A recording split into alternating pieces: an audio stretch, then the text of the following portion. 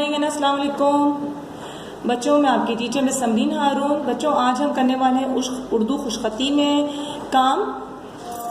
बच्चों उर्दू खुशखती का सफ़ा नंबर 8 ओपन करिए, सफ़ा नंबर 8 खोलिए और सफ़ा नंबर 8 में सबसे पहले हम क्या करेंगे, आज की तारीख डालेंगे। आज की तारीख है 9 सितंबर सन 2020 और आज का दिन है बुध। आइए देख मेरे साथ पढ़िए क्या लिखा है। खेत, रेत, तेल, नेक, पेट, मेज। एक दफा और पढ़िए। खेत, रेत, तेल, नेक, पेट, मेज। तो बच्चों आज आपने क्या करना है, इन सबको ट्रेस करेंगे। इन अल्फाज को ट्रेस करने के बाद खुद से आपने इन तीनों लाइंस पर खुद से ये अल्फाज लिखने हैं। ठीक, आपने खुद से ये अल्फाज लिखने हैं।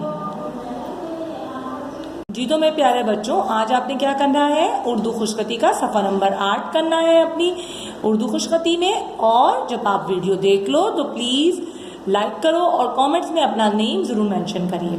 ओके चिल्ड्रन, अल्लाह हाफिज़।